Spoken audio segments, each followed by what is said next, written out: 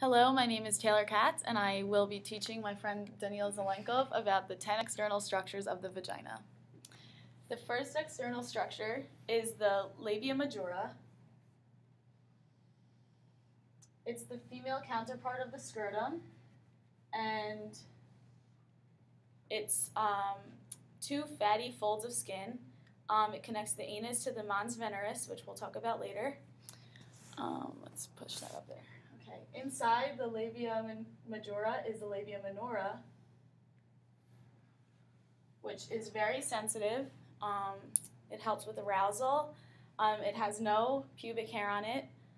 It's very soft, and depending on the person, depends on what it looks like. It could be big, it could be small.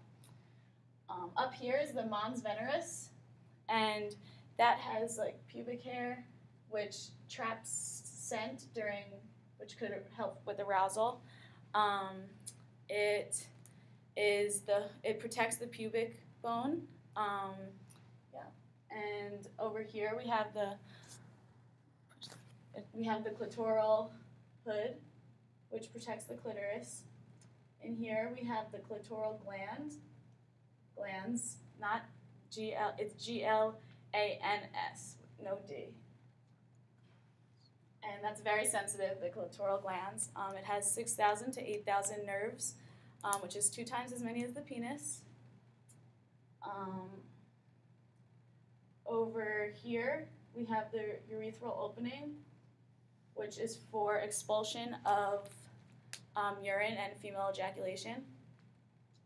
Over here, we have the vaginal opening, which exposes menstrual fluids and also accepts the penis during sexual intercourse. Over here is the hymen, which gets torn during activity or the first sexual intercourse. It's also known as like popping the cherry. That disappears. It's a piece of skin. Here we have the perineum, which is a tissue that connects the vagina to the anus, and it's very sensitive, so like for arousal you stroke it. And over here we have the anus, which everyone knows controls the expulsion of feces. Now let's see if Daniil can match the vocabulary words with the picture. Let's see it, Daniil. Let's see. Starting with the easy, the anus. Here. The hymen. Good job. So far, 2 for 2. Urethral opening is up here. Nice. Vaginal opening is here. Very good. Majora is on the outside. Good. Minora is on the inside. He knows his stuff. The hood is there. Glands is here. Mons veneris is up here. And this is here. Very good. A+ student. A+ student. Now we're going to do the 8 internal organs of the vagina. The first one is the vagina. Its 2 main functions are sex and childbirth. It's the elastic muscular canal that leads from the vulva to the cervix. It's located right here. You see that, Daniil? Yes, clearly. The next one is the uterus. It's located at the top of the vagina. It's pear-shaped, hollow, and it receives the fertilized ovum and nourishes it throughout the pregnancy. And that's right here. See the pear-shaped. The next one is the urethra. It's the tube that leads from the urinary bladder to the vulva, to the female genitalia, and it removes fluids like urination in the female, and that is right here, this tube right here that leads to the bladder. The next one is the cervix. It's also known as the neck, the mouth, or the opening that is leading to the uterine body, and that is located right over here. As you can see, it leads to the uterus. Next up, the clitoris. It's the most sensitive part of the body. Its sole purpose is pleasure, and it's located right above the urethra, right around here. It's like in between that and the vagina. The G spot is also known as the Grafenberg spot. It's controversial. Some scientists don't believe in it, but if stimulated, it causes extreme orgasms and female ejaculation. The G spot is located like right in between the vagina and the urethra. The Skene glands is located on both sides of the urethral opening, and it is observed that that's where the female ejaculation comes from if the G-spot is stimulated, and that's over here with the Bartholin's gland, and that's located in the labia minora. It's the shape and size of a pea, and it's known to produce a drop or two of lubrication that makes sexual intercourse more comfortable. All right, pop quiz. What are the two main functions of the vagina? Childbirth and sexual intercourse. Very good. And what does the vagina connect? What does the canal go to? It connects from the vulva to the cervix. Very good. I'm a good teacher. Now we have the 8 external structures of the penis. The first one is the external urethral opening, and it is the slit on the tip of the penis that all fluids come out of. It's the opening of the urethra right there. Next, we have the glands of penis, which is basically just the head of the penis overall. It's usually covered by foreskin unless circumcision. Next, we have the corona of penis, which is the circumference of the base. It's projected though, right here. Then we have the frenulum, which is a Y-shaped region, and it's very sensitive. Underneath that is the neck of glands, and it's like a bunched up skin basically right here that separates the rest of the penis from the glands of penis, and it's on the underside of the penis.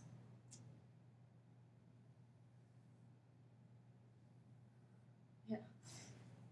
Okay, so that's the frenulum, the neck of penis. Then we have, okay, so this is the penis. It's a long penis.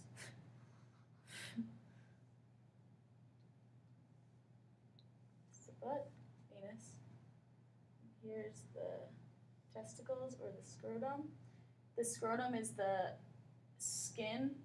So this is the scrotum, the skin. It's also known as the nut sac, junk, loose, sensitive piece of skin. And inside are the testicles. So inside are the testicles, and that's what produces sperm and male sex hormones such as androgens.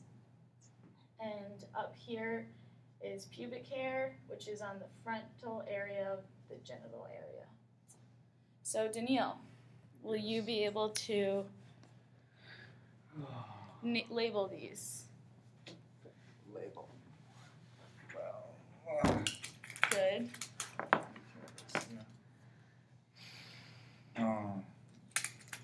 Testicles. Go here. Corona is the edge. Yes. Good. External urethral opening. This one. Glands of penis is this one. Good. Neck of glands is the skin, I'm guessing. Yep. Scrotum is the Y-shape. No, scrotum is the skin. The nut sac. One mistake. And frenulum is here. Very good. Well, Daniil, you only missed one, so you're still an A student. High fives. High fives. We are going to do the 9 internal structures of the penis. The first one is the vas deferens. It's an 18-inch long sperm cord. It's thick muscular layer, and it is found right over here, this tube right here.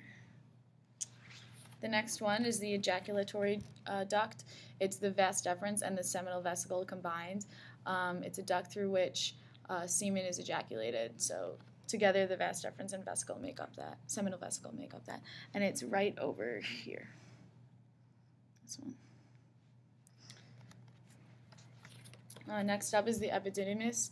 The muscles in the wall contract to push sperm to the vas deferens. It's tightly coiled, and it receives sperm from the seminiferous tubes, and it helps the sperm go along with its journey. And it's right over here. Next up is the urethra.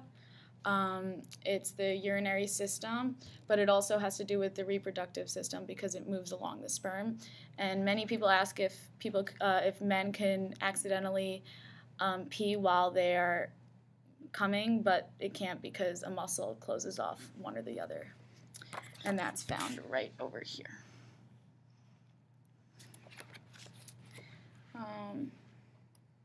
The seminal vesicle is in the back of the bladder. It has fructose, sugar, vitamin C, fatty acid, and clotting agents to enhance the mobility and fertility capabilities of the sperm. And that's found right over here. The bladder is obviously the organ that collects urine for urination, and that's found up here. The prostate gland is at the base of the penis. It creates protein-rich alkaline fluid to neutralize the vagina and help with prolonging the sperm longevity. And it's known as the male G-spot, but it's not proven, and it's right over here. The Cowper's gland is the size of a pea, and it's on each side of their urethra. When it becomes aroused, pre-cum lubrication occurs. You can't necessarily get pregnant from the pre-cum, but it could pick up sperm from earlier ejaculation, and that could get people pregnant. And that is right over here. And I did that already. Okay, the anus is just the expulsion of feces again, and it's at the base of the rectum. Now we're going to do the menstrual physiology. First, we have the hypothalamus producing GnRH, which stands for gonadotrophin-releasing hormone. That stimulates the pituitary gland to release FSH, which is follicle-stimulating hormone, and LH, which is luteinizing hormone. FSH causes the ovaries to produce estrogen, which produces the follicle. LH causes ovulation, which in turn makes the follicle become the corpus luteum. The corpus luteum produces estrogen and progesterone, which in turn thickens the endometrium, which prepares the body for nourishment for pregnancy or menstruation. Daniil, do you remember what GnRH stands for? Gonadotropin releasing hormone. Good job. And do you remember what LH stands for? LH is luteinizing hormone. Nice. And FSH? FSH is follicle stimulating hormone. Very good.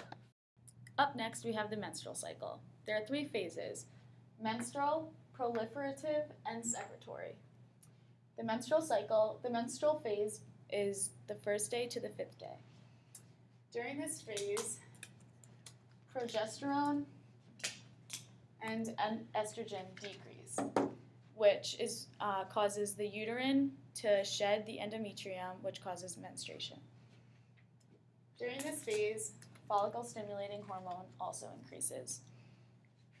During the proliferative stage, this is when it's the 6th to 14th day. During this stage, follicle-stimulating hormone increases, causing 5 to 7 follicles to be created. An increase in the luteinizing hormone triggers ovulation, but this only happens at the 14th day. During this time, the egg moves to the fallopian tubes, which then moves to the uterus. The last phase is from the 15th to the 28th day. This is when, if the ovum is not fertilized or embedded into the wall, progesterone and luteinizing hormone will decrease, which makes the corpus luteum disintegrate. When this happens, there will be a lack of hormones and the endometrium will slow down, and then on day 1, bleeding will begin a new menstrual cycle. What happens to progesterone and estrogen in the menstrual phase? They both decrease. Good job. And what happens to FSH?